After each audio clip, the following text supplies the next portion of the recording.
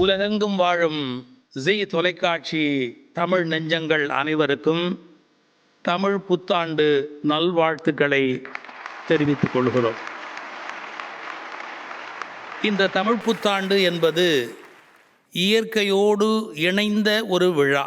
இந்த நல்ல நாளிலே கண் விழிக்கிற போதே கனிகளுக்கு முன்பாக விழிக்க வேண்டும் என்ற விருப்பம் கனிகளை அழகுற அடுக்கி வைத்து அதன் பிறகு அதில் விழிக்கின்ற ஒரு பழக்கமாக இயற்கையை கொண்டாடுகிற பெருவிழாவாக இது அமைந்திருக்கிறது. இது மட்டுமல்ல, இயற்கையோடு தமிழர்கள் எப்படி இணைந்திருந்தார்கள் என்பது ஒரு அற்புதமான வரலாறு. ஒவ்வொரு காலத்திலும் பூக்களை ஆண்கள் உட்பட அணிந்து கொள்ளுகிற பழக்கம். ஆண்கள் அணிந்து கொள்ளுகின்ற மாலை இருபுறத்திலும் இணைக்கப்படாமல் இருக்கக்கூடிய தொங்கல், அது ஒரு தனி வகை. பெண்கள் அணிவது என்பது இணைத்து கட்டப்பட்ட மாலை என்று பூக்களை எப்போதும் சூடுகிற பழக்கமுடைய ஒரு இனம் தமிழ் இனம். இப்படி இயற்கையோடு நாம் வாழ்ந்து கொண்டிருப்பதற்கு அடையாளமாகத்தான் வாழ்க்கையை தொடங்குகிற போது வாழையை முன்னாலே வைத்து தொடங்கி கொண்டிருக்கிறோம். இன்னும் நம்முடைய வாழ்வில் இயற்கை எவ்வளவு இயைந்திருக்கிறது என்று சொன்னால், பஞ்சபூதங்கள் என்று சொல்லுகிறோமே, அந்த 5 பேராற்றல்கள் இவை இயற்கை. நீங்களும் நானும் மூச்சு விடுகிறோம். காற்று இரவலாக வெளியிலிருந்து தான் உள்ளே வாங்குகிறோம். இந்த காற்று இயற்கை இல்லையா? இது இலவசமாக தரப்படவில்லையா? இதை கொடுத்திருக்கிற அந்த இறைவனுக்கும் இயற்கைக்கும் நாம் நன்றி சொல்ல வேண்டும். சில பேர் இயற்கையையும் இறைவனையும் ஏதோ பகுத்தறிவு என்றும் பக்தி உலகம் என்றும் குழப்பிக் கொள்வார்கள். அப்படி செய்யாதீர்கள். இயற்கை என்பது உடல், இறைவன் என்பது உயிர் என்று எடுத்துக்கொள்ள வேண்டும். உயிர் வெளியில் தெரியாது, ஆனால் உடல் வெளியில் தெரியும். இப்படி இயற்கையோடு இணைந்திருக்கக்கூடிய ஒரு அற்புதமான ஒரு இனம் இந்த தமிழ் இனம். அதில் இந்த மாதத்தை கொண்டாடுகிற போது, இன்றைய மாதத்தினுடைய பௌர்ணமி நிலவு பெருமையாக வருகின்ற இந்த மாதத்தை கொண்டாடுகிற போது இயற்கை பெருவிழாவாக அதை கொண்டாடுவோம். ஏன்? இந்த காலகட்டத்தில் மலர்கள் மணப்பதை போல் வேறு எந்த காலகட்டத்திலும் மலர்கள் வாசம் வீசாது. இந்த கோடை காலத்திலே தான் அதிக மனமுடைய மலர்கள் மலர்வதற்கான வாசனை இருக்கிறது. பனிக்காலத்திலே பூக்கள் பூக்காது. அந்த பனிக்காலத்து பூக்களில் நறுமணமும் இருக்காது. நான் ஒரு ஆச்சரியத்தை சொல்லவா? மீன்களை வைத்து உலகத்தில் ஒரு சோதனை செய்தார்கள். மீன்கள் எப்போது முட்டையிட்டு குஞ்சு பொரிக்கும் என்பதை பற்றி ஒரு ஆய்வு நடத்தினார்கள். அது பௌர்ணமியோடு தொடர்புடையதான ஒரு கணக்கில் இருக்கிறது. இதை ஓஷோ எழுதுகிறார். என்ன செய்தார்கள்? அது வெளியில் இருப்பதால் தான் நிலவோடு அதற்கு கணக்கு இருக்கிறது என்று ஒரு பாதாள அறையிலே கொண்டு போய் வைத்து சூரிய சந்திர உதயங்களை பார்க்க முடியாதபடி இருட்டில் வைத்து வளர்த்த போது கூட அது பௌர்ணமியை கணக்கு வைத்து கொண்டுதான் முட்டையிட்டது என்ற ஆச்சரியத்தை பார்த்து, இந்த உடல், இந்த உயிர் எல்லாமே இயற்கையோடு ஒரு தொடர்புடையது என்று கணக்கு வைத்தார்கள். நான் சில வார்த்தைகளை சொல்லுவது பட்டிமண்டபத்தில் பல பேர் அநாகரிகமாக கூட நினைக்கலாம். மென்ஸ்ட்ருவல் சைக்கிள் என்று ஒரு கணக்கு இருக்கிறது அல்லவா? பெண்களுடைய மாதவிலக்கு சுழற்சி என்கிற ஒரு கணக்கு. இது இயற்கையின் மிகப்பெரிய கொடை. ஏன் என்று கேட்டால், சந்ததி சரியாக விருத்தியாக வேண்டும் என்றால் அந்த 27 நாட்கள் என்ற கணக்கு சரியாக இருக்க வேண்டும். அந்த நாட்கள் குறையும் என்றால் அந்த குழந்தை பாதிக்கப்படும். அந்த நாட்கள் கூடும் என்றால் அந்த குழந்தையின் இயற்கை தன்மை பாதிக்கப்படும். இப்படி இயற்கையை கணித்து இயற்கையோடு இணைந்து வாழுகிற ஒரு அதிசயமான வாழ்க்கை நம்முடைய வாழ்க்கை. இப்போ நம்முடைய பிரச்சனை என்னன்னு கேட்டால், அதை தொடர்ந்து செய்கிறோமா? தொடர்ந்து செய்ய முடியாமல் போனதற்கு காரணம் இருக்கிறதா? ஏன் இயற்கையை விட்டு விலகி கொண்டே போகிறோம்? இதற்கு என்ன நாம் விலை கொடுக்க போகிறோம் என்பதை பற்றியெல்லாம் ஆராய்வதற்காகத்தான் இந்த பட்டிமண்டபத்தை அமைத்திருக்கிறோம். நான் ஈஃபில் டவர் போயிருந்தேன். ஈஃபில் டவருடைய மேல் அந்த உச்சி பகுதிக்கு போகிற போது பார்த்தபோது, இவ்வளவு பெரிய ஈஃபில் டவர் உயரம் கட்டி வைத்திருக்கிறான் என்பது பெரிதல்ல, அதிலும் ஒரு பாத்ரூம் கட்டி வைத்திருக்கிறான். எனவே மனித அறிவு என்பது இயற்கையையும் பயன்படுத்துகிறது. இயற்கையை எதிர்த்து நின்று எங்கு வெல்ல வேண்டுமோ அங்கு வெல்ல வேண்டுவதற்கும் பயன்படுகிறது. எனவே 2 புறத்திலும் ஏதோ ஒரு நியாயம் இருக்கிறது. அதனால் இப்போது இந்த நீதிமன்றத்திற்கு வந்திருக்கிறார்கள். அப்படி இயற்கையோடு இணைந்த வாழ்வு நடைமுறை, அதாவது சாத்தியம் என்று பேசுவதற்கு ஒரு கட்சி. அதெல்லாம் கிடையாது, வெறும் கற்பனை என்று பேசுவதற்கு ஒரு கட்சி.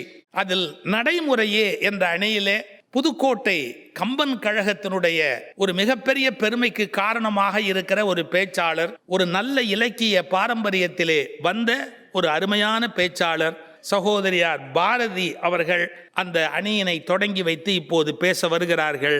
அவர்களை அன்போடு அழைக்கிறேன். எண்ணிய முடிதல் வேண்டும், நல்லதே எண்ணல் வேண்டும், திண்ணிய நெஞ்சம் வேண்டும், தெளிந்த நல் அறிவு வேண்டும், பண்ணிய பாவம் எல்லாம் பரிதி முன் பணியே போல நன்னிய நின்முன் இங்கு நசித்திடல் வேண்டும் மன்னாய். ஜீ தமிழ் தொலைக்காட்சியின் வாயிலாக தமிழ் புத்தாண்டு சிறப்பு பட்டிமண்டபத்தை சுவைத்து கொண்டிருக்கும் உலகெங்கும் வாழ் தமிழ் சொந்தங்கள் அத்துணை பேருக்கும் இனிய புத்தாண்டு நல் வாழ்த்துக்களோடு என்னுடைய உரையை தொடங்குகின்றேன்.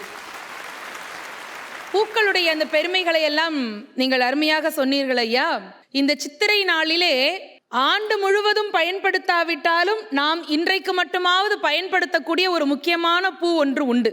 அந்த பூவுக்கு பெயர் வேப்பம்பூ என்பது பெயர். இன்னைக்கும் பயன்படுத்துறோம், இப்பவும் இருக்கு. இந்த வேப்பு அப்படின்னு சொன்ன உடனேயே கசப்பு தான் எல்லாருக்கும் நினைவிற்கு வருகிறது. ஆனால் கசப்பை தாண்டிய நன்மையை, மருத்துவ குணத்தை உலக சமுதாயத்திற்கு உறக்கச் சொன்ன முதல் இனம் நம் தமிழ் இனம் என்பதற்கான அடையாளம் இந்த சித்திரை திருநாளில் நாம் வேப்பம்பூவை வைத்து இறைவனுக்கு வழிபடுவதும் அந்த வேப்பம்பூவை உணவில் சேர்த்து சாப்பிடுவதும். அதையேமா தலையில வைக்க மாட்டேங்கிறீங்க? தலையில வைக்கலாம், அந்த அளவுக்கு சின்ன ஹேர்பின் இன்னும் கண்டுபிடிக்கல. நீதிபதி அவர்களே, இன்றைய சூழலில் இயற்கையோடு இயைந்த நம்முடைய வாழ்க்கை என்பது நிறைய நடைமுறை சாத்தியம்தான். எப்படி அப்படின்னா, இப்போ காலையில் எழுந்து வாக்கிங் போகிறதுன்னு ஒரு பழக்கம். பல பேர் நடையில் ஆரம்பித்து வடையில் கொண்டே முடிப்பாங்க. அது இடையில போய் முடியும். ஆமாம். ஆனால் அந்த வாக்கிங்கே வீட்டுக்குள்ளேயே நின்ன இடத்துலையே நடப்பாங்க. முன்னாடி காலத்துல எல்லாம் நம்ம வீடுகள்லாம் ஸ்டாண்டு போட்ட சைக்கிள்லையே நின்ன வாக்கிலேயே சைக்கிள் ஓட்டினா அந்த பையனை பார்த்து இன்னும் வளராத பையன் அப்படின்னு கேலி பேசுவோம். ஆனால் இப்போ எல்லாம் வீட்டுக்குள்ளேயே ஸ்டாண்டு போட்ட சைக்கிள்லையே சுற்றிக்கிட்டு இருக்கிறாங்கல்ல. நான் கேட்குறேன், அந்த ஸ்டாண்டு போட்ட சைக்கிளை விட்டுட்டு நிஜமான ஒரு சைக்கிளை வாங்கிக்கிட்டு இறங்கி தெருவில் சைக்கிளிங் போனால் என்ன? போகலாம். இப்போ நம்ம என்னதான் ஏசி காரில் பயணம் பண்ணாலும், ஏசி அறையில் உக்காந்துருந்தாலும் கூட கொஞ்ச நேரம் கடற்கரையில் போய் நின்று இயற்கை காற்றை வாங்கி அதில் வர்ற புத்துணர்ச்சிக்கு ஈடு என 10 டன் ஏசி போட்டாலும் கிடைக்குமா நமக்கு? பெரிய கிறிஸ்டல் கிளியராக டிவியை போட்டு அதில் கடலுடைய காட்சியை அப்படியே நம்ம தத்ரூபமாக பார்த்து ரசிக்கலாம். ஆனால் நிஜமாவே கடற்கரையில் போய் நின்று அந்த அலை ஓடி வந்து நம்ம காலை வருடுற சுகம் இருக்கு பாருங்க, அதுதான் உண்மையான சுகம். இயற்கையோடு இந்த வாழ்க்கை ரொம்ப கஷ்டம்னு சொல்கிறாங்கல்ல. வீட்டில் சமைக்கிறாங்க, சாப்பாடு ஒவ்வொருத்தர் வீட்டில் ஒவ்வொன்று விதவிதம். ஆனால் அவங்க என்ன சொல்லுவாங்க, பெரிய அளவுக்கு பெரிய விருந்தினர் மாளிகையில் பணக்கார வீட்டில் போடுற சாப்பாடு தான் ருசிம்பாங்க. அது இல்லை. நாங்கள் என்ன சொல்ல வர்றோம்னா, வீட்டில் இருக்கிற பழைய சோறும் பழைய குழம்பையும் எடுத்துக்கிட்டு மொட்டை மாடியில் போய் உக்காந்து அம்மா கையால் அந்த சாப்பாட்டை உருட்டி உருட்டி நிலாவை பார்த்துக்கிட்டே சாப்பிட்ற நிலாச்சோறு இன்றைக்கும் சாத்தியம்னு நாங்கள் சொல்ல வர்றோம். கல்யாணத்துக்கு பத்திரிக்கை எப்படி கொடுக்குறாங்க பார்த்தீங்களா? நல்ல தாம்பாள தட்டு வச்சு அதில் பழம், இனிப்பு, பூக்கள் எல்லாம் வச்சு கொடுத்தாலும் கூட அப்பவும் பத்திரிக்கையை ஓலைச்சுவடி வடிவில் அச்சடிச்சு கொடுக்குற பழக்கம் இன்னைக்கு வந்திருக்கு. கல்யாணத்துக்கு வந்தவங்களுக்கு தாம்பூல பையனு ஒன்று கொடுப்போம் தெரியுமா? முன்னாடி காலத்தில் தேங்காய் போட்டு கொடுப்போம், சாத்துக்குடி போட்டு கொடுப்போம், ஏதாவது சாக்லேட் போட்டு கொடுப்போம். ஆனால் இப்போ மனிதர்களுடைய அந்த மனநிலையிலே ஒரு நல்ல மாற்றம் வந்திருக்கிறது. பெரும்பாலான திருமணங்களிலே தாம்பூல பையில் அழகான விதை செடியும் விதை பந்தும் முளைக்கக்கூடிய செடியும் தான் கொடுக்கப்படுகிறது பரிசா. நீங்க ஒன்றும் அழகா சொன்னீங்க, பண்டிகைகள் கொண்டாடுறத பத்தி. அந்த காலத்துல எல்லாம் தமிழ் மாதங்கள் ஒவ்வொன்றுலையும் எல்லா பௌர்ணமி நாளும் விசேஷ நாள். சித்திரை மாதம் இப்போ சித்ரா பௌர்ணமி வரப்போகுது. ஊரு எல்லாம் அப்படியே ஜெய் ஜெய் ஜெய்ன்னு இருக்கும். கள்ளழகர் வைகை ஆற்றுல இறங்கி வர்றதை பார்க்கறதுக்கு உலகமே திரண்டு வருது. எத்தனை அறிவியல் மாற்றம் எத்தனை வந்தாலும் கூட. ஆனாலும் பௌர்ணமியில் வர்ற விசேஷத்துக்கு முன்னாடி காலத்துல எல்லாம் ஒரு பழக்கம் நம்மளுடைய வீடுகளில் உண்டுங்க. பெண்கள் இந்த விசேஷ நாள் வந்துட்டாலே முத நாள் அன்னைக்கு மருதாணி இலையை பறித்து அரைச்சி கையில் வச்சுக்குவோம். இந்த மாதம் ஒரு விசேஷம் வருதா, அப்போ கையில் வச்சுக்கிறது. அடுத்த பௌர்ணமிக்கு அடுத்த விசேஷம் வந்துடும். அடுத்த மாதம் அப்புறம் கையில் பௌர்ணமிக்கு அடுத்த மருதாணி வச்சுக்குவோம். அப்படி பார்த்தா இந்த விரல் நகத்தில் பவளத்தின் நிறம் பார்க்கலாம்னு ஒரு திரைப்பட பாடலில் வரி வரும் பார்த்தீங்களா? பவளத்தின் நிறம் பார்க்கலாம்னா என்ன? அது அவளுக்கு ரத்த ஓட்டம் நல்லா இருக்குங்கிறது மட்டும் கிடையாது. மருதாணி இயற்கையாக வைத்து வைத்து அந்த விரல் நகங்கள் பவள நிறத்திலேயே இருக்கின்றன என்பதுதான் அதற்கு அர்த்தம். நான் கேட்குறேன், இன்னைக்கு நம்ம பெண்கள் நினைச்சா வச்சுக்க முடியாதா? நீங்க எந்த கிரகத்திலேருந்து வந்திருக்கீங்கம்மா? நான் இதே கிரகத்துல தான் இருக்கேன். தெரிஞ்சுக்கலாம் தான், வேற ஒண்ணு. இன்னைக்கு மருதாணியை பறிச்சு அரைச்சு வைக்கிறதெல்லாம் ஒரு பெரிய விஷயம் கிடையாது. நினைச்சா வைக்கலாம். இன்னும் சொல்லட்டுமா, இயற்கை மருதாணியை பெண்கள் அதிகமாக பயன்படுத்துகிறோம்னு தெரிஞ்சிட்டா அதையும் கொண்டு வந்து விளைவித்து கொடுப்பதற்கு நிறைய பேர் இன்னைக்கு தயாராகத்தான் இருக்கிறார்கள். 2 குடம் வாங்கி கொடுங்கப்பா. அவங்க இனிமேல் தண்ணி குடத்துல போய் எடுக்க போறாங்களாம்.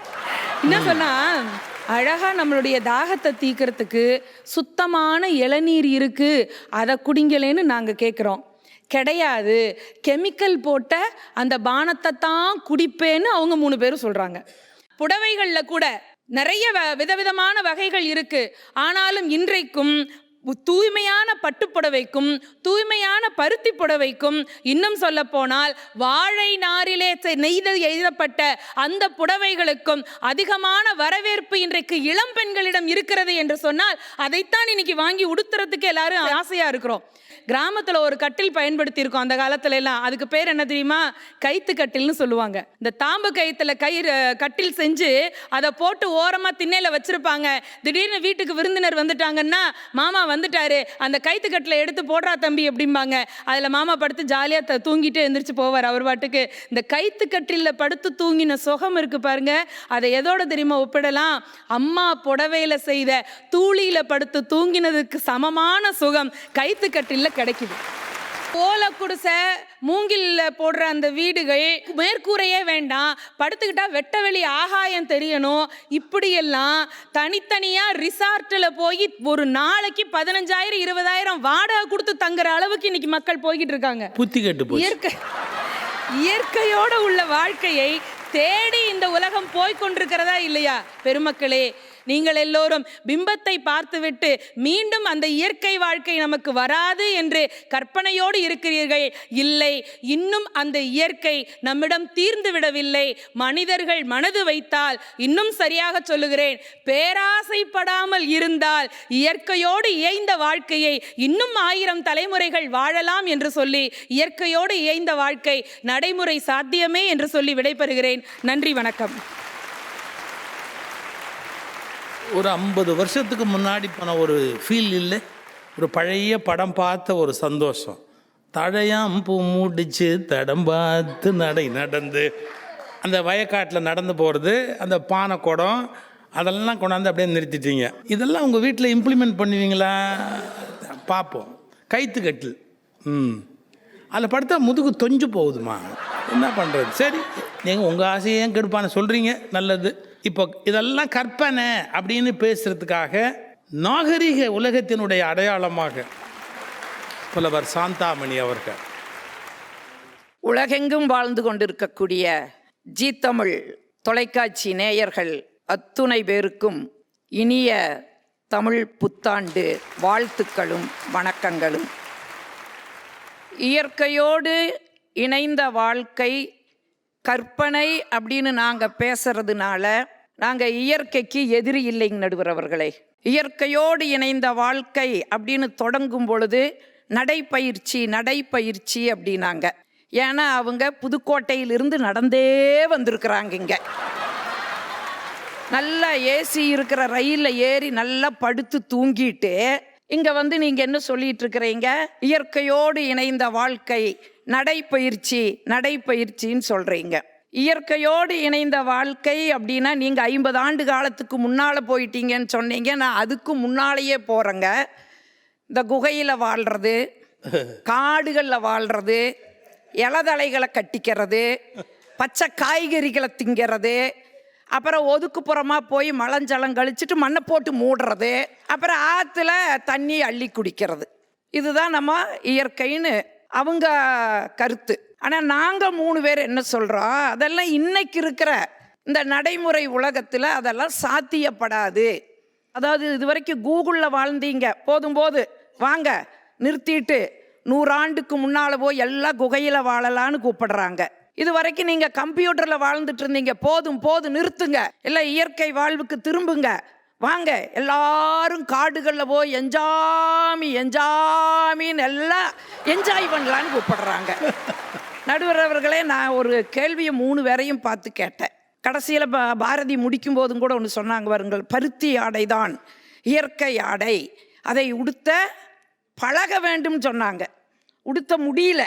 நான் பாரதியும் பர்வீனையும் பார்த்து கேட்டேன், ஏம்மா நீங்கள் தான் இயற்கையோடு இணைந்த வாழ்க்கை அப்படின்னு பேச வந்திருக்கீங்கல்ல, ஏன் 2 பேர் பருத்தி ஆடை கட்டிட்டு வர வேண்டியதானே?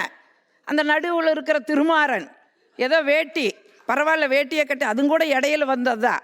ஏப்பா நீ அதுக்கு முன்னாடி நம்ம முன்னோர்கள் கட்டிய அதையும் தாண்டி புனிதமானதை கட்டிட்டு வந்திருக்கலாமல்லான்னு கேட்டேன். பாரதிக்கு வந்தது பாருங்க கோபம்.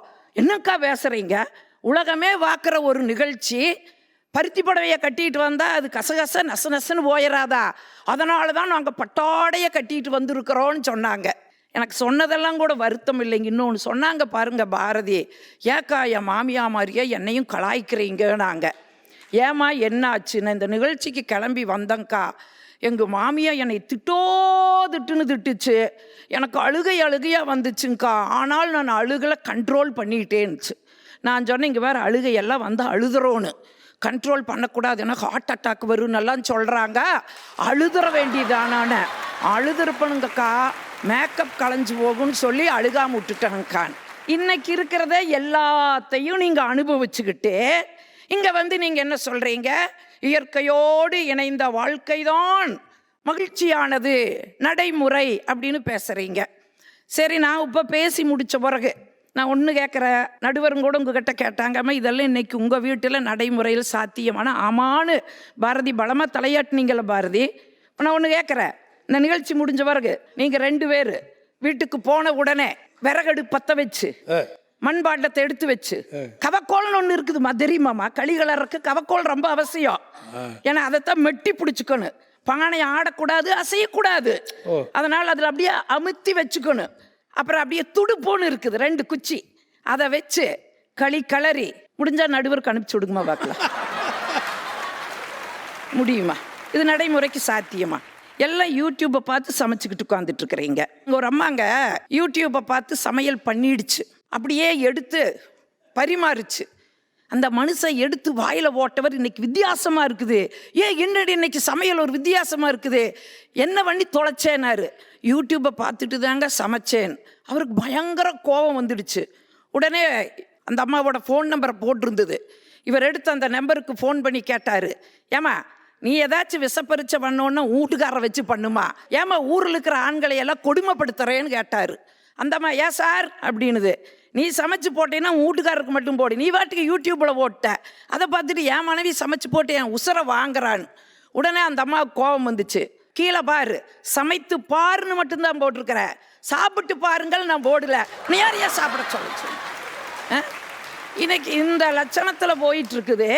இங்கே வந்து நீங்கள் என்ன சொல்கிறீங்க? அந்த இயற்கையோடு இணைந்த வாழ்க்கை சாத்தியம்ங்கிறீங்க. இருந்ததுங்க, நடுவர் சொன்ன மாதிரி 50-60 ஆண்டுகளுக்கு முன்னால் இருந்தது. எப்படி வாழ்கிற நிலம் இயற்கையோடு இருந்தது. குறிஞ்சி, முல்லை, மருதம், நெய்தல்னு சொல்லி இயற்கையோடு நம்ம வாழ்ந்தோம். இன்னைக்கு அந்த குறிஞ்சி நிலம் எப்படி மாறி போயிருக்குது? வணிக பயிர்கள் விளைகின்ற எஸ்டேட்டாக மாறி போயிருக்குது. முல்லை நிலம் பாரதி இல்லை நிலம். அன்னைக்கெல்லாம் எள்ளு போட்டால் 50,000 கிடைக்கு, கொள்ளு போட்டோம்னா 1 லட்சம் கிடைக்கு, நெல் போட்டால் 2 லட்சம் கிடைக்கு. ஆனால் இன்னைக்கு அதெல்லாம் மாறி போய் ஒரு கல்லை எடுத்து போட்டோம்னா பல லட்சம் ரூபாய் கிடைக்குதுன்னு சொல்லி இன்னைக்கு அந்த மருத நிலங்கள் எல்லாம் வீட்டு மனை பட்டாக்களாக மாறி போயிருக்குதுன்னு சொன்னால் யோசிச்சு பாருங்க. எப்போ சீனி சர்க்கரைன்னு ஒன்று வந்துச்சோ, அந்த சீனி சர்க்கரை வராத காலத்தில் சுகர் கிடையாது, உண்மைதாங்க. எப்போ ஷாம்பு அப்படின்னு ஒன்று இல்லாத காலத்தில் தலை சொட்டையே கிடையாது, எல்லாம் களிமண்ணில் குளிச்சுக்கிட்டு இருந்தாங்க. இன்னைக்கு எத்தனை பேருங்க களிமண்ணில் போய் குளிச்சுக்கிட்டு உட்காந்துக்கிட்டு இருக்கிறாங்க? மாறி போச்சு இல்லைங்களா? ரீஃபைண்ட் ஆயில் அப்படின்னு சொல்லி ஒரு ஆயில் வந்துச்சு. அந்த ஆயில் வர்றதுக்கு முன்னாடி ஹார்ட் அட்டாக்கே கிடையாதுங்க.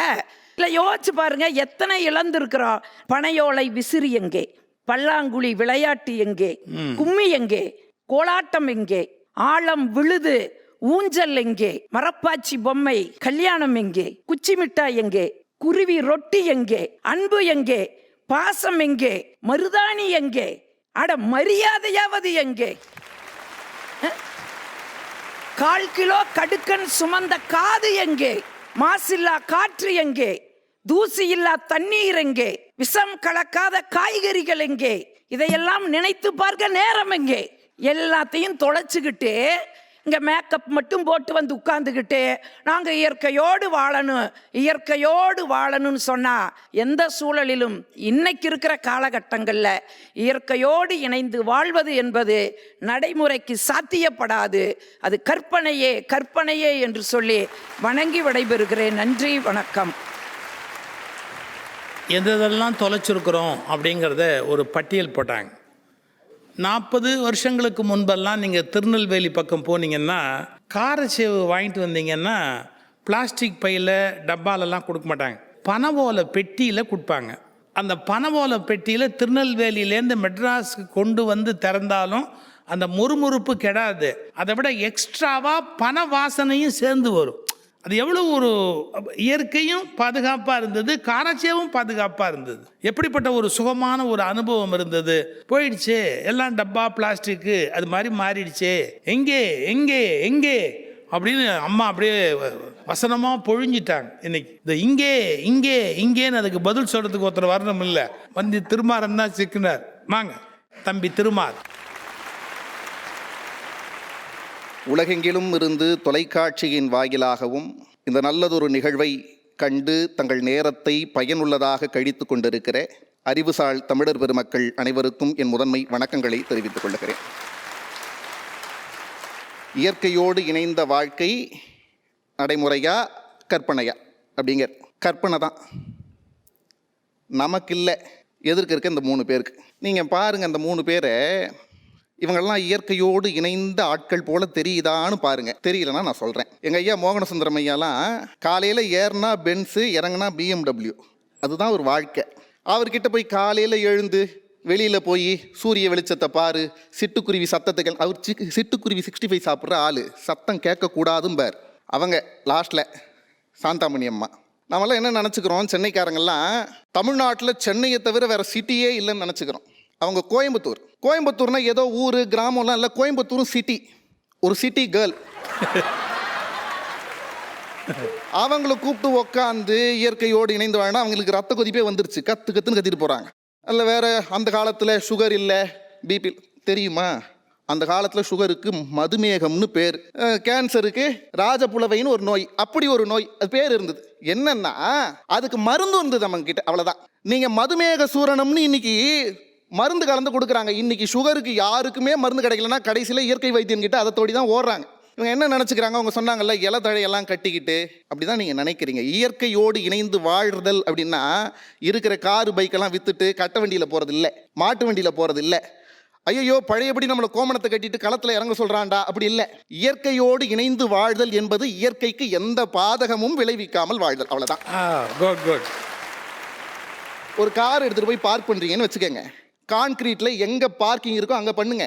கான்கிரீட்டுக்கு மேலே 4 செடின்னு வளர்த்து வச்சுருப்பான் பாருங்க, அதில் ஏற்றி விடாதீங்கிறோம், அவ்வளோதான். அது பண்ண முடியாதா?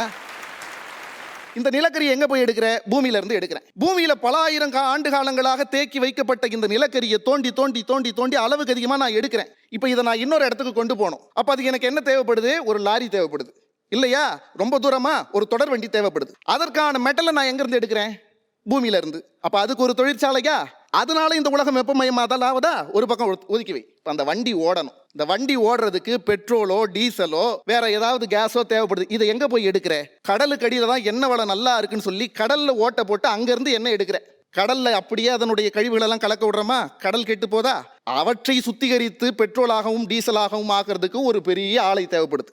அதனாலையும் இந்த உலகம் வெப்பமயமாதா? இப்போ அந்த வண்டி நகரணும். அந்த வண்டி நகர்றதுக்கு ரோடு போடணும். மலையை உடச்சு உடச்சு உடச்சு உடச்சு ரோடு போடுறோமா? மலையை அழிச்சு, காடு அழிச்சு, கடலை அழிச்சு, இன்றைக்கு நீயும் நானும் ஏதோ ஒரு குளிரூட்டப்பட்ட அறையில் குளிர்ச்சியாக இருப்பதற்கு இந்த உலகத்தை வெப்பமயமாக்குதல் எவ்வளவு கொடூரமான செயல்னு கேட்கிறார். இன்றைக்கு நீங்களும் நானும் குளிர்ச்சியாக வாழ்ந்துருவோம், நாளைக்கு நம்முடைய சமுதாயம் வெப்பத்தில் அழிஞ்சு போகுமே. அதுக்கு என்ன பண்ணலாம்னா இயற்கையோடு. அப்ப என்னடா கரண்ட் வேண்டாமா? இல்ல, இந்த ஊரு அவ்வளவு வெப்பமான ஊர். இந்த ஊர்ல ஒரு சோலார் மின் அமைப்பை ஏற்படுத்துறதுக்கு அரசாங்கம் நிதி உதவி கொடுக்குது. நீங்க அதெல்லாம் பண்ணிக்க முடியாதா? அதை பண்ணிக்கிட்டோம்னா இவ்வளவு இயற்கை இடையூறுகள் நமக்கு வர வேண்டிய அவசியம் கிடையாது. 25 ஆண்டுகள் தனிப்பட்ட மனிதனாக ஒருவர் சரவணன் என்பவர் விழுப்புரத்தில் ஒரு பெரிய ஏக்கர் 100 ஏக்கர்ல ஒரு காட்டை, தனி மனிதனால் உருவாக்கப்பட்ட காட்டை உருவாக்கியிருக்கார். அங்க இருக்காங்கல்ல அவங்க கொங்கு பகுதி. சேலத்தில் ஒருத்தர் தனிப்பட்ட மனிதனால் உருவாக்கப்பட்ட காட்டை உருவாக்கியிருக்கார். அவர் சொன்னாரே, நெல் ஜெயராமன், எவ்வளவு தூரம் நீங்கள் விலகி போகிறீர்களோ அவ்வளவு தூரம் தேடி வருவீர்கள்னு. இந்த உலகத்தில் நடந்த முதல் இயற்கை விலகலே காட்டை அழித்தல் தான், வேளாண்மை தான். விவசாயத்துக்காகத்தான் இந்த உலகத்தில் முதல்ல காட்டை அழிச்சோம். அதே மனுஷன் இன்னைக்கு இந்த காடு தேவைன்னு தன்னிச்சையா காட்டை உருவாக ஆரம்பிச்சுட்டான். நீங்க நடைமுறை இல்லைன்னு சொல்றீங்க. எவ்வளவோ பெரிய வீடுகள்லாம் கட்டிடுறோம், வானளவு உயர்ந்த கட்டிடங்கள் எல்லாத்தையும் கட்டிட்டு இன்னைக்கும் கூட நம்ம என்ன பண்றோம்? போய் ஒரு செடியை வாங்கிட்டு வந்து வீட்டு பால்கனியில் வைக்கிறோம். எதுக்கு வைக்கிறீங்க? நீங்கள் தான் இயற்கையை விட்டு விலகிட்டீங்கல்ல. அதில் வருத்தம் வேற. 4 செடி தான்ப்பா வைக்கணும்னு சொல்லிட்டானுங்க அசோசியேஷனில், 4க்கு மேலே வைக்கக்கூடாது. நீங்கள் எல்லா புறா கூடு வீடுகள்லையும் பாருங்களேன், இந்த ஃப்ளாட்டில் யாராவது ஒருத்தர் செடி வச்சுருப்பாங்க. ஏன்னா மனிதன் இயற்கையோடு பிணைக்கப்பட்டவன், அவனுக்கு இயற்கையை விட்டு விலகி இருக்கவே தெரியாது. நீங்கள் எங்கே போனாலும் ஏதோ ஒரு வகையில் செடி உங்களோடு தொடர்ந்து இருக்க வேண்டும், இயற்கை உங்களோடு தொடர்ந்து இருக்க வேண்டும் என்ற எண்ணம் உங்களுடைய மனசில் கலந்துருக்கு. இந்த உலகத்தை நம்ம எவ்வளவு கெடுத்து வச்சிருக்கோன்றதுக்கு கொரோனா மாதிரியான ஒரு காலகட்டம் ரொம்ப எடுத்துக்காட்டான ஒரு காலகட்டம். ஐயா சொன்னார்ல, எல்லா உயிர்க்கும் பொதுவானது இந்த உலகம்னு. ஆமாம், மனுஷன் மட்டும் 6 அறிவு உடையவன் கிடையாது. தமிழில் அதனால தான் சொன்னாங்க, மக்கள் தாமே 6 அறிவு உயிர்த்தே பிறவும் உளவே அக்கிளை பிறப்பேன்னு சொன்னான். மற்றதும் இருக்குடா, மனுஷனை மாதிரியே 6 அறிவு உள்ளது மற்றதும் இருக்குடா, நீ மட்டும் இல்லடான்னு சொல்லிட்டு இந்த உலகம் எல்லாருக்கும் பொதுன்னா. ஆனால் நமக்கு மட்டுமே பொதுன்னு வாழ்ந்தோம். கொரோனாவில் நம்ம எல்லாரையும் போட்டு அடக்குனாங்கல்ல. அப்போது ஒரு படத்தொகுப்புகளை எல்லா செய்திகள்லையும் எடுத்து போட்டாங்க. 60 ஆண்டுகளாக நார்வேக்கு வராத பறவைகள்லாம் மனிதர்கள் வீட்டில் அடங்கி கிடந்த அந்த காலகட்டத்தில் நார்வேக்கு வந்துச்சு. டால்ஃபின், மனிதர்கள் மீன் பிடிக்கிற இடங்களில் அதிகமாக வெளிப்படாத வெள்ளை நிற டால்ஃபின், அது திருப்பியும் தன்னுடைய பழைய இடத்துக்கு வந்துச்சு. யானைகள், தன்னுடைய வழிப்போக்கில் மனிதர்கள் போகிறார்கள் என்பதற்காக ஒதுங்கி இருந்த யானைகள்லாம், இந்த மனுஷ பயிலுக்கு எதோ ஆயிடுச்சு, எவனும் வீட்டை விட்டு வெளில வரல, வாங்கடா போலான்னு பழையபடி தன்னுடைய வழித்தடத்தை நோக்கி போச்சு. நாம் கொஞ்ச நாள் வெளியில் வராததுக்கே இந்த இயற்கையானது இவ்வளவு மகிழ்ச்சியாக இருந்ததுன்னா, நாம் இயற்கையோடு மகிழ்ந்து சேர்ந்து வாழ்ந்தோம்னா இந்த இயற்கை எவ்வளவு சமநிலையோடு பாதுகாக்கப்படுங்கிறது தான் கேள்வி. இப்போ நடைமுறை இல்லை அப்படின்றதுன்னா எனக்கு அவர் ஒரே ஒரு காரணம் சொல்லணும். மனுஷன் இயற்கை இல்லையா? இயற்கையை விட்டு விலகுறீங்கன்னு வச்சுக்கோங்க. இயற்கையை விட்டு நீங்கள் விலகிட்டீங்க. தண்ணி குடிக்காமல் இருக்கீங்களா? மண்ணில் விளைந்த அரிசிகளை யாரும் சாப்பிடாம இருக்கீங்களா? காய்கறிகளை சாப்பிடாம இருக்கீங்களா? காற்றை சுவாசிக்காமல் இருக்கீங்களா? நீங்கள் அப்போ சொல்லுங்கள், நான் தண்ணி குடிக்கலை, நான் சாப்பிடலை, நான் சுவாசிக்கலைன்னு சொல்லுங்கள். நீங்கள் எல்லாம் இயற்கையை விட்டு விலகிட்டீங்கன்னு சொல்கிறேன். அப்படி இது 3த்தையும் நிறுத்திட்டீங்கன்னா என்ன தெரியுமா? மோட்சம்தான். அப்போ கூட இயற்கை எய்தினார்னு தான் சொல்லுவாங்களே தவிர இயற்கையை விட்டு அகன்றார்னு சொல்ல மாட்டாங்க. இந்த உலகம் என்பது மனிதர்களுக்கும் மற்ற உயிர்களுக்கும் பொதுவானது. அதனால தான் பிறப்புக்கும் எல்லா உயிர்க்கும்னு சொல்கிறான் வள்ளுவன். இன்னொரு பக்கம் என்ன சொல்கிறான்? அறிவினான் ஆகுவதுண்டோ பிரிதின் நோய் தன்னோய் போல் போற்றா கடைன்னு சொல்கிறான். உங்கள் அறிவினாலும் என்னுடைய அறிவினாலும் எந்த பயனும் விளையப் போவதில்லை.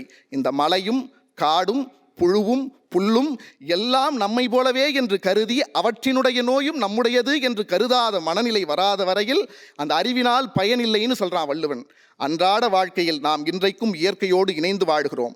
இயற்கைக்கு எந்த ஊரும் விளைவிக்காமல் வாழ்தல் தான் இயற்கையோடு இணைந்து வாழ்வுதல் என்பதை புரிந்து கொள்ளுங்கள் என்று சொல்லி விடைபெறுகிறேன். நன்றி, வணக்கம். தம்பி ரொம்ப நுட்பமான ஒரு அழகான ஒரு அணுகுமுறையை கையாண்டார். அதாவது என்னதான் நாம் நினச்சாலும் மனிதனுக்கும் இயற்கைக்கும் இடையில் இருக்கிற தொடர்பை விடவே முடியாது, நம்ம ரத்தத்தோடு அது ஊர்னது அப்படின்னு அவர் சொல்கிறார். உண்மைதான். ஒரு கோயிலுக்கு போனால் நம்ம என்ன நினைக்கிறோம்? ஒரு துளசி கொடுங்கிறோம், தீர்த்தம் கொடுங்க அப்படிங்கிறோம். நம்மளுடைய உயர்ந்த விஷயங்களாக அந்த இயற்கை பொருளை தான் நம்ம பேணி பாதுகாத்து கொண்டு வருகிறோம். அப்போது மனிதன் விரும்பினாலும் விரும்பாவிட்டாலும் அவனால் இயற்கையிலிருந்து விலகவே முடியாது. காரணம், அவன் ஒரு இயற்கை படைப்பு, இயற்கையினுடைய ஒரு அங்கம். இயற்கையோடு இணைந்து வாழ்தல்னா வேப்பிலையை கட்டிக்கிட்டு அலையிறதுன்னு அர்த்தம் கிடையாது. இயற்கைக்கு கெடுதல் செய்யாமல் வாழ்க்கையை நடத்துதல் அப்படின்னு ஒரு பியூட்டிஃபுல் டெஃபினேஷன் ரொம்ப அழகான முறையில் அவர் அதை எடுத்து சொன்னார். அது நம்ம ரொம்ப பாராட்ட வேண்டிய ஒன்று. இதுக்கு பதில் சொல்கிறதுக்கு இயற்கை இருக்கிற நாகர்கோயிலேருந்து தான் ஒருத்தர் வரணும். அங்கிருந்து நம்முடைய மலர்விழி அவர்கள் வருகிறார்கள். வாங்க. சி தமிழ் தொலைக்காட்சி நேயர்களுக்கு கற்கண்டா இனிக்கும் தமிழ் புத்தாண்டு நல்வாழ்த்துக்களை தெரிவித்துக் கொள்கின்றேன். அவர் பேசுனது எனக்கு எப்படி இருந்துன்னா, நம்ம பள்ளிக்கூடத்துலலாம் 5 வகுப்பு நடக்கும். தமிழ், ஆங்கிலம், கணக்கு, அறிவியல், சமூக அறிவியல். அடுத்ததாக ஒன்று நடக்கும், பிடி கிளாஸ்னு ஒன்று நடக்கும். அந்த பிடி வாத்தியார் வரமாட்டார், உடனே மேக்ஸ் வாத்தியார் வந்துடுவார். வந்து நிறைய விளக்கங்களை கொடுப்பார் மேக்ஸை பற்றி. அது மாதிரி இவர் புள்ளியியல் ஆசிரியர் என்று அழைக்கப்படுகிறார் அப்படின்னு ரொம்ப அருமையாக பாடம் எடுத்துகிட்டு போனார். ரொம்ப அருமையாக பேசினார். அதில் முதல்ல என்னுடைய சகோதரி பாரதி ரொம்ப அருமையாக ஊருணியா குடமா, எனக்கு அது ஊருணின்னா என்னன்னே இப்போ உள்ள பிள்ளைங்களுக்கு தெரியுமா என்பது தான் எங்களுடைய கேள்வி. குடம் இப்போ இருக்காமா உங்கள் வீட்டில்? எல்லாம் வாட்டர் கேன் தூக்கிட்டு தெரியுது. குடம், உங்களுக்கு குடம் சரி, குடத்தை வைக்கிறதுக்கு இடுப்பாது இருக்காமா முதல்ல? எல்லாருக்கும் அடுப்பாக இருக்குது. என்ன வச்சு தான் சொல்கிறேன் நடுவர் அவர்களே, நான் வேறு யாரையும் சொல்லலை. தமிழ் புத்தாண்டு அன்னைக்கு குமரி மாவட்டத்திலலாம் கனிகாணல்னு ஒன்று நடக்கும் நடுவர் அவர்களே. இப்போ எனக்கு என்ன சந்தேகம்னா, அந்த கனிகாணலில் விதை உள்ள பழத்தை வைக்கணுமா, விதையில்லா பழத்தை வைக்கணுமா, அதுதான் என்னுடைய சந்தேகம். எல்லாம் சீட்லெஸ்ஸாக மாறி போச்சா இல்லையா? பூ இருங்கிறாங்க, பழங்கிறாங்க, கனிங்கிறாங்க, காயிருங்கிறாங்க, எல்லாமே கற்பனைன்னு பேசுறதுக்கு தான் இங்கே 3 பேருமே வந்திருக்கோம். இயற்கை என்பது இறைவன் நமக்கு கொடுத்த இலவச பரிசு நடுவர் அவர்களே. இப்போ இலவசனாலே மதிப்பு கிடையாது அதுக்கு. நம் முன்னோர்கள் நமக்காக சேர்த்து வைத்த சொத்து தான் இயற்கை வளங்கள். அதை நம்ம சரியாக பயன்படுத்துகிறோமா? அதுதான் எங்களுடைய கேள்வி. அது மட்டும் இல்லைங்க, நம்முடைய வாழ்க்கையின் அறம் என்னது தெரியுமா? இயற்கையை பாதுகாப்பது தான் நம்முடைய வாழ்க்கையின் அறமே. முதல்ல நம்ம இயற்கையை வணங்கி வாழ்ந்தோம், அப்புறம் இயற்கையை நம்பி வாழ்ந்தோம், அப்புறம் இயற்கையோடு ஏந்து வாழ்ந்த மாதிரி வாழ்ந்தோம். இப்போ இயற்கையை அழித்து வாழ்கிறோம். அதுதான் உண்மை நடுவர்களே. தோட்டத்தை எல்லாம் அழித்து தொட்டிக்குள்ள செடி வளர்க்குறோம், குளத்தை வற்ற வைத்து விட்டு கண்ணாடி பெட்டிக்குள் மீனை வளர்க்கிறோம், வளமான காட்டை அழித்து விட்டு வால்பேப்பரில் அதை ரசித்துக் கொண்டிருக்கிறோம். இதை சொல்றதுக்கு தான் நாங்கள் பாலைவனம் என்ற போதும் நம் நாடு, பாறை மலை கூட நம் எல்லை கோடு, ஆறு நிலம் பாய்ந்து விளையாடும் தோட்டம், வீர சமுதாயமே எங்கள் கூட்டம். நாடு அதை நாடாவிட்டால் ஏது வீடு, பாடும் பொழுதெல்லாம் அதையே பாடு, மானம் பெரிதென்று வாழும் பண்பாடு. எங்க போச்சுங்க, எங்க போச்சு கேட்குறேன். நான் பாரதிட்ட கேட்குறேன், உங்க வீட்டில் வயக்காடு உண்டாமா? குடும்பத்துக்குன்னு வயக்காடு இருக்கா? 3 சிம் கார்டு வேணா இருக்கு. அடுத்த ஒருத்தர் வந்தார்ல ப்ரொஃபஸர், அவர்கிட்ட கேட்குறேங்க, உங்க வீட்டில் தென்னந்தோப்பு இருக்காங்க? ஆப் இருக்கு, மொபைலில் ஆப் இருக்கு, தோப்பு இல்லை, அதுலேயும் நமக்கெல்லாம் சேர்த்து ஒரு ஆப் இருக்குங்க, சுவிட்ச் ஆப்பு. மொபைலை கையில் வைத்து கொண்டால் உலகத்தில் என்ன நடக்கிறது என்று தெரியும், ஆனால் மொபைலை கீழே வைத்தாதான் வீட்டில் என்ன நடக்கிறது என்பது தெரியும் நடுவர். நான் பெண்களை பார்த்து ஒரு கேள்வி கேட்குறேன் நடுவர் அவர்களே. வாட்ஸ்அப்பில் ஸ்டேட்டஸ் போடுறீங்களே, விடிஞ்ச உடனே வாசலில் கோலம் போடுறீங்களாம்மா நீங்கள்? அவர் வந்தோன்னு சொன்னார், நீர்நிலை இல்லையா, நாம் சாப்பிடலையா, சுவாசிக்கலையா, இது இயற்கை தானே, சாப்பிட்றோம், நல்ல சாப்பாடு சாப்பிட்றோமா? அதுதான் எங்களுடைய கேள்வி. ஒரு காலத்தில் உணவே மருந்துன்னு இருந்து, இன்றைக்கு உணவுக்கு முன்னால் மருந்து, உணவுக்கு பின்னால் மருந்து, அப்படி தானே இருக்கு. உணவில் கலப்படம் இருக்கிறதா இல்லையா? ஒருத்தன் வாழ்க்கையே வெறுத்து போய் விஷத்தை குடிச்சாங்க, பொழைச்சிக்கிட்டான். விஷத்தில் கலப்படம், அவன் பொழைச்சிக்கிட்டானேன்னு சொல்லி வீட்டில் எல்லாரும் சேர்ந்து அல்வா கிண்டி சாப்பிட்டாங்க, செத்து போயிட்டாங்க. அல்வாவில் கலப்படம். எங்கேயாவது நல்ல காற்றை சுவாசிக்குமா? அன்னைக்கெல்லாம் பாருங்க, ஆடி காத்துல அம்மையும் பறக்கும். இன்னைக்கு கம்பத்தில் இருக்க கொடி பறக்க மாட்டேங்குது இந்த காத்துல, எல்லாம் அனல் காத்தா இருக்கே. முன்னெல்லாம் சொல்லுவாங்க, வாசலை திறந்து வை, ஜன்னலை திறந்து வை, காற்று வரட்டும் அப்படிம்பாங்க. இன்னைக்கு என்ன சொல்றோம்? வாசலை பூட்டு, ஜன்னலை பூட்டு, ஏசி வெளியே போயிடும் சொல்றோமா இல்லையா? அதுல நம்ம கற்பனையா வர பாட்டு பாடிட்டு அலையிறோம். தலகோதும் இளங்காற்று சேதி கொண்டு வரும், மரமாகும் விதையெல்லாம் வாழ சொல்லி தரும், கலங்காத கலங்காத நீயும் நெஞ்சுக்குள்ள, இருளாத விடியாத நாளும் இங்கு இல்லை, ரொம்ப பக்கம்தான் பக்கம்தான் நிழல் நிற்கிதே நிற்கிதே, உன்னை நம்பி நீ முன்ன போகையில பாதை உண்டாகும், நிற்காம முன்னேறு கண்ணோரம் ஏன் கண்ணீர். இப்படிதான் கற்பனையா நாங்கள் வாழ்ந்துட்டு இருக்கோம் நடுவர் அவர்களே. நல்ல தண்ணீர் கிடைக்குதா நடுவர் அவர்களே? அருமையா சொல்லுவாங்க, ஆற்று நீர் வாதம் போக்கும், அருவி நீர் பித்தம் போக்கும், சோற்று நீர் இந்த 2ஐயும் போக்கும்னு சொல்லுவாங்க. அப்துல் கலாம் ஐயா சொன்னார், கிளி வளர்த்தேன் ஓடிவிட்டது, அணில் வளர்த்தேன் ஓடிவிட்டது, மரம் வளர்த்தேன் ரெண்டும் வந்து விட்டது அப்படின்னு சொன்னார் நடுவர் அவர்கள். முன்னாலெல்லாம் பார்த்தீங்கன்னா இந்த ஒவ்வொரு மரத்துக்கும் ஒவ்வொரு சிறப்பு இருக்குங்க. மருந்துக்கு வேப்ப மரம், விருந்துக்கு வாழை மரம், பஞ்சத்துக்கு முருங்கை மரம், பஞ்சாயத்திற்கு ஒரு ஆலமரம், ராகத்திற்கு மூங்கில், தாகத்திற்கு தென்னை, வாசத்திற்கு சந்தன மரம், பாசத்திற்கு பனை மரம் என்று ஒவ்வொரு மரத்திற்கும் ஒவ்வொரு குணத்தை வைத்து நம்முடைய இயற்கை படைத்ததே. அந்த மரத்தை எல்லாம் வெட்டிக்கிட்டு வெயில் மண்டையை பொழக்குது, வெயில் மண்டையை பொழக்குதுன்னா நீ மரத்தை வெட்டும்போது பார்த்துக்கிட்டே நின்னா ஒன்றை வெயில் வாட்டத்தானே செய்யும். ஏங்க நான் ஒரு விஷயம் சொல்கிறேன், சுகர் வந்துட்டு சொல்கிறாங்கல்ல, கடவுள் நம்ம பேரை அரிசியில் எழுதி வச்சாருன்னு சொல்லுவாங்க. 40 வயசு வரைக்கும் அரிசியில் எழுதின கடவுள் 40 வயசுக்கு பிறகு கோதுமையில் எழுதிடுறாரு. அதனால எல்லாருக்கும் சுகர் வந்துடுது நடுவர் அவர்களே. ராகி நம்ம அதுக்கு என்ன காரணம்னா, நம்ம மக்கள் வெள்ளையா எதெல்லாம் இருக்கோ அதை விரும்ப ஆரம்பிச்சிடுறோம். நடிகன்னா வெள்ளையா இருக்கணும், நடிகைன்னா வெள்ளையா இருக்கணும், சீனினா வெள்ளையா இருக்கணும், மைதானா வெள்ளையா இருக்கணும். வெள்ளையா இருக்கிறதெல்லாம் விரும்பிக்கிட்டு கருப்பா இருக்கிற கருப்பட்டியையும் நாட்டு சர்க்கரையும் தொலைச்சிட்டீங்களே, அதைத்தான் எங்களுடைய கேள்வியாக நாங்கள் வைக்கிறோம். எனவே எந்த வகையில் பார்த்தாலும் இயற்கையோடு இணைந்த வாழ்க்கை என்பது கற்பனை தான் என்று கூறி அருமையான வாய்ப்புக்கு நன்றி கூறி அமைகிறேன். நன்றி, வணக்கம். அவங்களுக்குன்னு ஒரு தனி பேச்சு பாணி இருக்குது, ஒரு சிறப்பு இருக்குது. நாம் சகோதர உரிமையோடு அவங்கள வாழ்த்தணும். ஒரு பெரிய விபத்துக்கு உள்ளாகி பிறகு மீண்டும் அவர்கள் இப்போ தான் மேடைக்கு வர ஆரம்பிச்சிருக்காங்க. ஒரு 3 மாத காலமாக அவங்க வெளியிலேயே வர முடியாத, ஏன்னா நம்முடைய அன்பர்கள் எல்லாம் குடும்பம் மாதிரி பழகிட்டோம். அதுக்காக அந்த செய்தியை சொன்னேன். அவங்களுக்கு நல்ல ஆரோக்கியம் உண்டாகி இன்னும் பல மேடைகளை பார்த்து அந்த அருமையான பாடலோடு சிறந்த வாழ்க்கை அமையணும் என்னுடைய பிரார்த்தனை. சில நல்ல கேள்வி கேட்டாங்க. அந்த மரத்தை ஒரு பட்டியல் போட்டாங்க பாருங்கள், என்னென்ன மரம் எதுக்கு அப்படின்னு ஒரு அழகான பட்டியல் போட்டாங்க. இப்படியெல்லாம் நம்ம இயற்கையோடு இணைந்து வாழ்ந்தோமே, அதுலேருந்து விலகி போகிறோமே அப்படிங்கிற எண்ணத்தை மனதில் ஏற்படுத்தக்கூடிய வகையில் அவங்க ரொம்ப அழகாக சொன்னாங்க. இப்போது இதற்கெல்லாம் விடை சொல்வதற்கு நம்முடைய சகோதரியார் டாக்டர் பர்வீன் சுல்தானா அவர்கள்.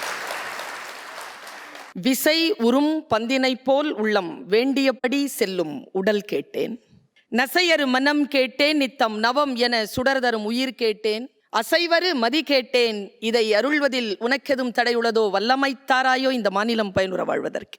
உலகெங்கும் இந்த நிகழ்ச்சியை பார்த்து ரசித்து கொண்டிருக்கக்கூடிய ஜி தமிழ் தொலைக்காட்சி தமிழ் உறவுகளே, உங்கள் அத்துணை பேருக்கும் சித்திரை திருநாள் நல்வாழ்த்துக்கள்.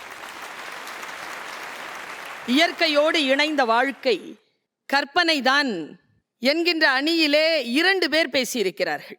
ஒருத்தங்க தான் ரத்த கொதிப்பு வந்த மாதிரி பேசுறாங்க அப்படின்னா, அடுத்தவங்க பாடி எங்களுக்கு நெஞ்சு வலியே கொடுத்துட்டாங்க. இந்த சாந்தாமணி அம்மா இருக்காங்க இல்லையா, அவங்க நாங்கள் கட்டி இருக்கக்கூடிய ஆடையை குறித்து பேசினார். அவங்கள என் தம்பி திருமாறன் கோயம்புத்தூர் கேர்ள் அப்படின்னு கூப்பிட்டார். சிட்டி கேர்ள் கவனிச்சிருப்பீங்க நீங்க, கோயம்புத்தூர் சிட்டி கேர்ள் அப்படின்னு. ஏன் தெரியுமா? அவ்வளோ மேக்கப்.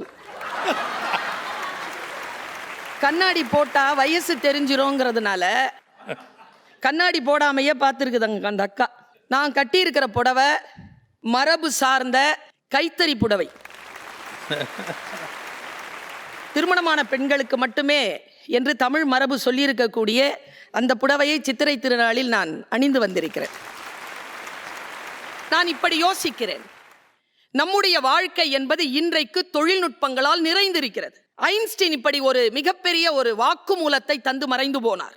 இந்த உலகம் தொழில்நுட்ப கருவிகளால் நிறைந்திருக்கின்ற பொழுது மக்கள் அனைவரும் முட்டாள்களாக இருப்பார்கள் என்று அவன் வாக்குமூலம் அளித்து போயிருக்கிறான்.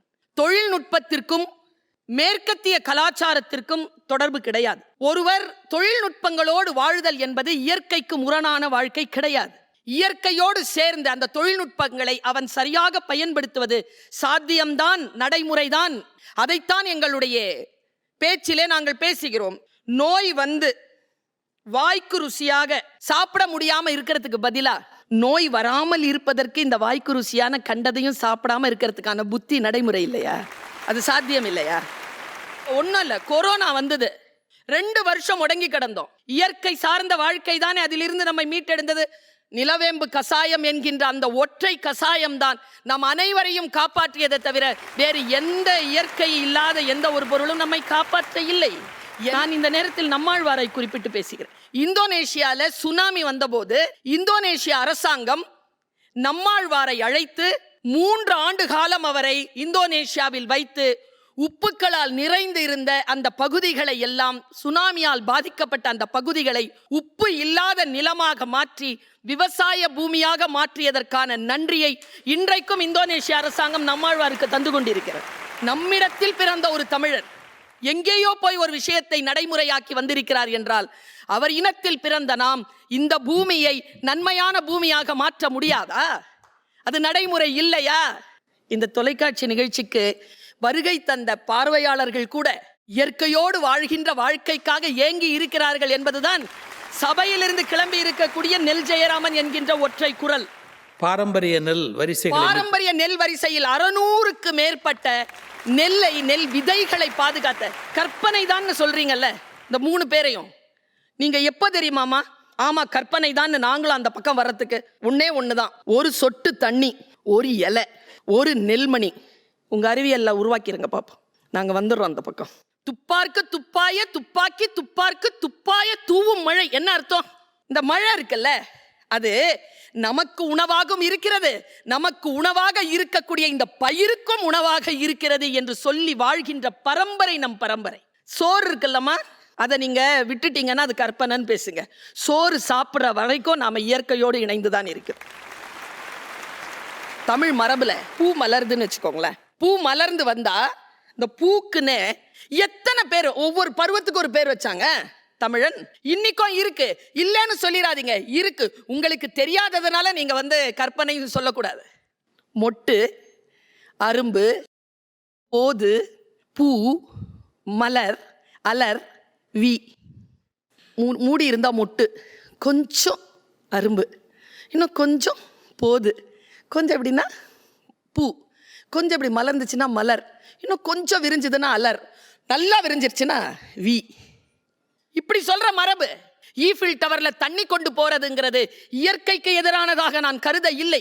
இயற்கை தன்னிடையே வைத்துக் கொண்டிருக்கக்கூடிய ஆக அற்புதமான விஷயங்களில் என் புரிதலுக்கு அப்பாற்பட்ட ஒரு விஷயத்தை சொல்றேன். சித்திரையில நிறைய மஞ்சள் பூக்கள் நிறைந்திருக்கும்.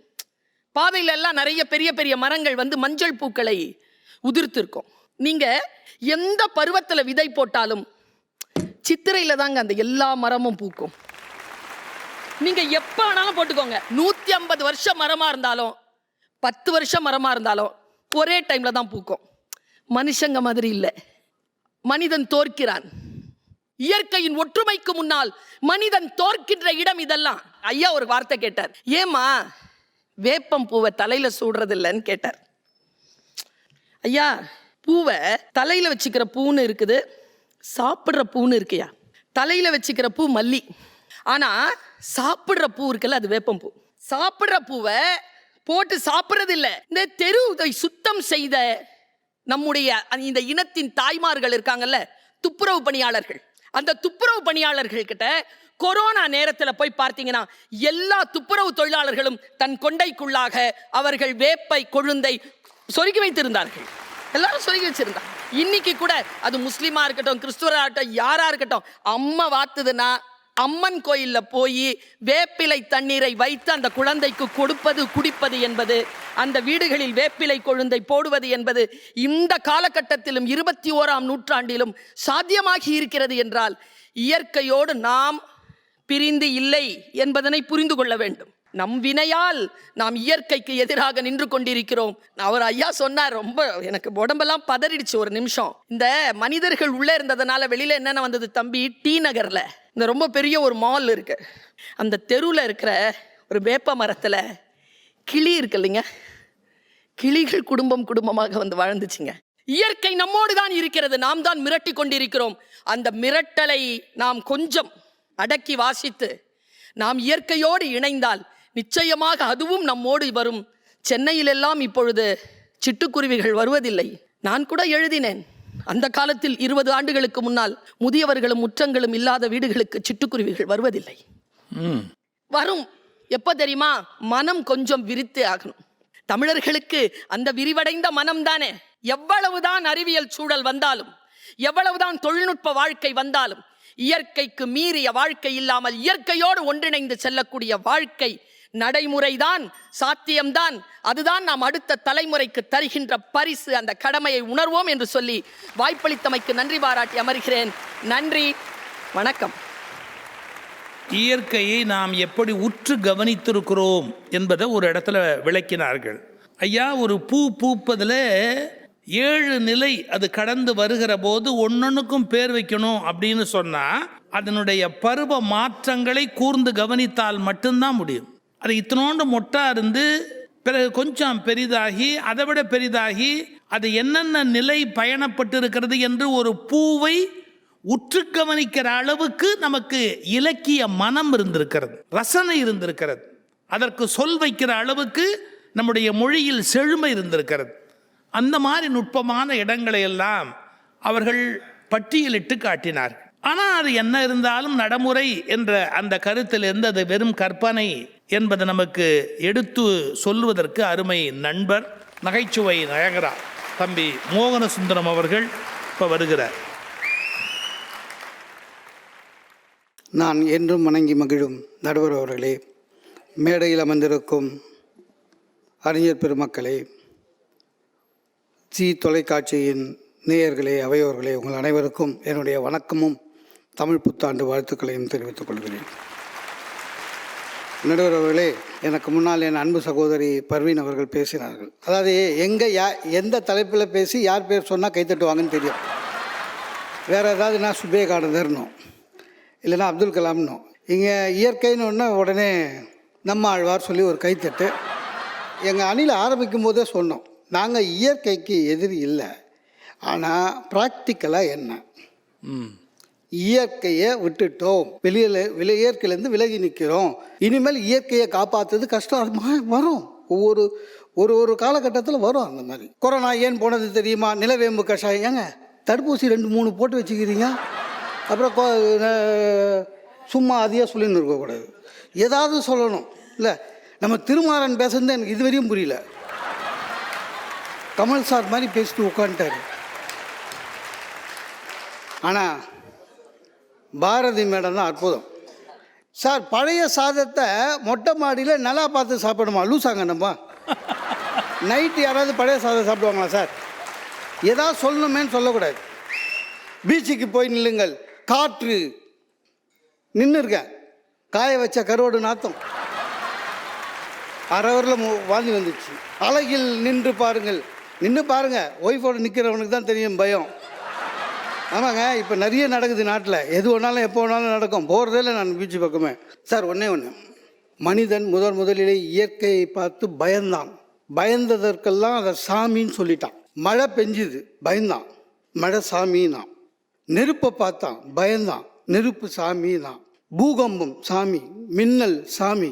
கல்யாணம் ஆச்சு, ஒய்ஃபு தெய்வம்னா. ஆனால் எதுக்கெல்லாம் பயந்தானோ எல்லாத்தையும் சாமின்னா. மனுஷன் என்னைக்கு 6வது அறிவை பயன்படுத்த ஆரம்பித்தானோ அன்றைக்கே இயற்கை டாட்டா காமிச்சிச்சு. அதான் உண்மை. பச்சையாக தானே சார் சாப்பிட்டோம். என்றைக்கு அதை சிக்கிமுக்கிகளில் நெருப்பு மூட்டி சாப்பிட்டானோ அன்றைக்கே இயற்கையிலேருந்து விலக ஆரம்பிச்சிட்டோம். நான் என்ன சொல்கிறேன், தன்னுடைய வசதிக்காக எல்லாத்தையும் அழிக்க தொடங்கணும். அதானே உண்மை. நான் தெருநாயை பார்த்தா பயமாக இருக்குங்க. அன்றைக்கி நம்ம பர்வீன் மேடத்தை அவங்க வீட்டில் விட்டு ஒரு நாள் நைட்டு காரில் ஊரில் வரோம். வீட்டில் விட்டு வர 4 நாய் தெருநாய். பர்வீன் எனக்கு சொல்லிச்சு, பயப்படாத, ஒன்றும் பண்ணாதுச்சு. பர்வீன் வீட்டுக்கு போன ஒன்று கத்த ஆரம்பிக்குதுங்க. பர்வீன் பழக்கப்படுத்தி இருக்கு. எவனாவது எக்ஸ்ட்ராவாக பட்டிமன்ற பேச்சாளர் இருந்தால் துரத்துன்னு முடியல சார், கடிக்குதுங்க. நான் சின்ன வயசில் இப்போ ஸ்டூடெண்ட்டாக ஸ்கூலில் படிக்கிறதுலேருந்து நாய்கடி இருக்குது, திருநாய் இருக்குது, இன்னும் இருக்குது. கார்ப்பரேஷன் இன்னும் அதே தான் சொல்லின்னு இருக்கான். போன மாதம் 3000 நாய்க்கு கருத்தடை பண்ணோம் அப்படின்னு. அது ஏன் நம்மக்கிட்ட சொல்கிறான்னு தெரியல. பல்லில் கடிக்குதுங்க. நீ கருத்தடை பண்ணான்னா, அதுக்கு வளகாப்பு நடத்தி பிரசவம் பார்த்தான்னா, எனக்கு நாய் தெருவில் கடிக்குது, முடியல. இயற்கை அழிஞ்சிச்சுன்னா மனுஷன் விரிவாக்கமாவதில்லை. அப்போ இயற்கை கண்டிப்பாக அழியும் இல்லை, ஒன்றும் பண்ண முடியாதுங்க. எங்கள் மாமா சார் விழுப்புரம் பக்கத்தில் 10 ஏக்கர் நிலம் வச்சுருந்தார். ஆனால் எப்போ பார்த்தாலும் பாவமாக இருப்பார், விவசாயி. ஒரு 3 மாதம் முன்னால் பார்க்குற 40 லட்ச ரூபா காரில் வர்றாரு. என்ன மாமான்னு என்ன அப்படின்னாரு. காரு விற்றுட்டேன் 10 ஏக்கரை ஆனாரு. நான் ஒன்று விவசாயம் அழிஞ்சிடுவேன் மாமா. நான் ஏண்டா 30,000 ரூபாய் சம்பளத்தில் நீ சொகுசாக டை கட்டின்னு சுற்றி நிற்ப. நாங்கள் 10 ஏக்கர் நிலம் வச்சு கஷ்டப்பட்டு விவசாயம் பார்த்து எங்கள் நெல்லுக்கு நாங்கள் கூட விலை வச்சிக்க முடியாது. நாங்கள் எளிமையாக வாழணும். நீங்கள்லாம் அப்படியே சுற்றி நிற்பீங்க மெட்ராஸில். அதனால தான் எல்லாத்தையும் மொத்தமாக விற்று பேங்க்கில் போட்டு ஓஎம்ஆரில் 28வது ஃப்ளாட்டில் இருக்கேன்னாரு. விவசாயம் அழியுங்க. நகர விரிவாக்கமான விவசாயம் அழியும். ஒன்றும் பண்ண முடியாது. நீங்கள் இவ்வளோ சொல்கிறீங்களே பருத்தி சாதாரணமாக சொல்கிறேன். எல்லார் வீட்லேயும் நடக்குதான். பெண்களுக்கு பட்டு மேலே ஒரு ஆசை உண்டு. உண்மையிலேயே இயற்கையை போற்றுவது இயைந்து வாழணும்னா பட்டு புடவையே கட்டக்கூடாது. அப்படி தானே? பட்டுப்பூச்சி இயற்கை தானே. என் ஒய்ஃபுக்கிட்ட நான் அதை பெரிய பேச்சாளர் மாதிரிலாம் பேசியிருக்கேன். பட்டுப்பூச்சி கேட்டேன், சிரிச்சா. அப்படி அப்புறம் சொன்னேன், உனக்கு ஒன்று தெரியுமா, சுதாமூர்த்தி இன்ஃபோசிஸ், ஆமாம் அவங்க ஒய்ஃப் இப்போ எம்பிஆர், ஆமாம் அந்த அம்மா 20 வருஷமாக புது புடவையே எடுக்கலையாங்க. கட்டின்னு இருக்கிறது எல்லாம் பருத்தி புடவை அப்படின்னு சொன்னேன். என் ஒய்ஃப் சொன்னாங்க, அந்த அம்மாவை இந்தியாவில் எல்லாருக்கும் தெரியும், அவங்க வீட்டுக்கார உலகத்துக்கே தெரியும், உங்களுக்கு பேப்பர் போடுற பையனுக்கு கூட உங்களுக்கு தெரியல, உங்களுக்கு அடையாளமாக தான் ஒரு பட்டு புடவை கட்டிட்டு போகிறேன்னு. ஆக எல்லாமே இயற்கையை வாழ வைக்கணுன்றதுக்காக நம்ம மறுபடியும் ஆதி காலத்துக்கு போக முடியாது, ரொம்ப கஷ்டம். என்னைக்கு நிலத்தை அதிகமான இது வேணும், பலன் வேணும்னு ரசாயன உரத்தை கலக்க ஆரம்பிச்சோமே அன்றைக்கே இயற்கை போயிடுச்சு இல்லையா? கோதுமை நிறைய விளையணும்னு புதுவிதமான ரசாயனத்தை இறக்கி உண்மையிலேயே நிறைய கோதுமை வந்தது. அது எஃபெக்ட் என்ன தெரியுமா? 10 வருஷம் கழித்து நிறைய பேருக்கு புத்துநோய் வந்தது, ஆராய்ச்சியில் கண்டுபிடிச்சிருக்கான். மழையே பார்த்தீங்களா, இயற்கையும் மாறிடுச்சுங்க.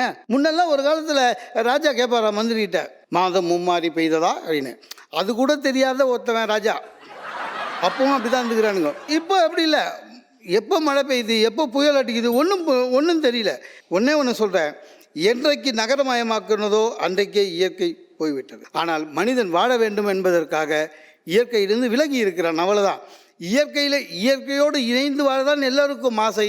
ப்ராக்டிக்கலாக அது முடியாது என்று சொல்லி வாய்ப்புக்கு நன்றி பாராட்டி விடைபெறுகிறேன். நன்றி வணக்கம். ஒரு இயற்கைக்கும் மனிதனுக்கும் இடையில் இருக்கிற தொடர்பை ஒரு வரலாறாக அவர் ஒரு ஆரம்பத்தில் சொன்னார். எதையெல்லாம் பார்த்து மனிதன் பயந்தானோ அதையெல்லாம் ரொம்ப உயர்வாக நினச்சான். நெருப்பு, பெரிய மழை, இடி, மின்னல் பெரிய அச்சமாக மனிதனுக்கு இருந்தது அதெல்லாம் பார்க்கிற போது. அதனால் என்ன பண்ணால் அது ரொம்ப உயர்ந்தது என்று நினச்சிருந்தான். அப்புறம் அது இல்லைன்னா நம்மால் வாழ முடியாது அப்படிங்கிற போது வியந்தது போய் அது தன்னோடு இயைந்ததுன்னு கண்டுபிடிச்சான். இப்போ தண்ணீர் அப்படிங்கிறது வெள்ளமாக வருகிறதுனா அதை தேக்கி வைக்கலாம், ஒரு அணை கட்டலாம், அப்புறமா அதை வாய்க்காலாக வெட்டலாம். அதை வாய்க்காலாக வெட்டி குளத்தில் கொண்டு போய் விட்டுட்டோம் அப்படின்னா கிணத்து நீராக அது ஊறி மறுபடியும் வரும், நமக்கு வேணுங்கிற போது அதை எடுத்துக்கலாம் அப்படின்னு அந்த தண்ணீரை எப்படியெல்லாம் சேனலைஸ் பண்ணலான்னு கண்டுபிடிச்சான். பார்த்தீங்களா? எதை பார்த்து பயந்தானோ அந்த பயந்ததை போய் பயன்படுத்து பொருளாக ஆக்கி கொண்டான். அதுக்கு அடுத்த ஸ்டேஜ் அதை அடிமையாக்க நினைச்சான். ஒரு மரம் இருந்தது, மரத்தில் ஒரு ஊஞ்சல் போட்டு விளையாடிக்கிட்டு இருந்தோம். அதை எடுத்துட்டு வெட்டி அதை இது மாதிரி நாற்காலியாக பண்ணி அதில் பெட்டெல்லாம் பண்ணி இவன் அதில் படுத்துக்கிட்டு போஸ் கொடுத்துக்கிட்டு. அப்போ பாருங்க, எதை பார்த்து இவன் வியந்து மரியாதை கொடுத்தானோ அதை ஒரு பயன்படுத்துகிற பொருளாக்கி ஏறி மிதிக்கிற பொருளாக அப்புறம் ஆக்கிட்டான். அந்த அளவுக்கு இயற்கையை தன்னுடைய காலின்கீழே போட்டு மிதிக்கணுங்கிற உணர்வு அவனுக்கு ஏற்பட்டது. அந்த வரலாற்றை அவர் ரொம்ப நுட்பமாக படம் பிடித்து காட்டினார். ஆனால் நம்ம இவ்வளவுத்தையும் எடுத்து அனலைஸ் பண்ணி ஒரு தீர்ப்புக்கு வர்றது கஷ்டம். வேற ஒரு கோணத்தில் பார்ப்போம் ஒன்று. ஆனால் அப்பவும் நாம் ஒரு குறிப்பு வச்சுருந்தோம், அதுதான் நம்மாழ்வாருடைய செய்தி. பாருங்களேன், வயல் வச்சிருக்கிற போது வேலி எப்படி அந்த காலத்தில் போடுவாங்கன்னு கேட்டால், முள்ளாக இருக்கிற கத்தாழை இருக்குது பாருங்க, முள்ளாக இருக்கிற சப்பாத்தி கல் கத்தாழை, அதுக்கு பேர் உயிர் வேலின்னு பேருங்க. உயிர் வேலி, அதாவது கம்பி வேலி போட மாட்டாங்க, அதுவே ஒரு செடியாக இருக்கும், அதுக்குன்னு உட்காந்து பாடுபட மாட்டாங்க, அதை கொண்டாந்து வரிசையாக அப்படியே நட்டுருவாங்க, மழையில் அதுவே முளைச்சிக்கும். இந்த ஆடு மாடு உள்ளே போக முடியாது, அந்த பயிர் போய் மேய முடியாது. ஆனால் நம்மாழ்வார் என்ன எழுதுறாரு, அந்த உயிர் வேலின்னு ஒன்று நம்ம போட்டதுனால ஏற்பட்ட நன்மை, அது ஒரு புதர் மாதிரி மண்டி அப்படி நிற்கும் போது அங்கே இருக்கிற மண் பொலன்னு ஆகி அதில் பூரா சில விஷப்பூச்சி எல்லாமே உண்டாகும். என்னடா பூரா உண்டாச்சே அப்படின்னு நீ வெறுக்க வேண்டாம், பயிரை அழிக்கிற பூச்சிகளை பூரா திங்கும்.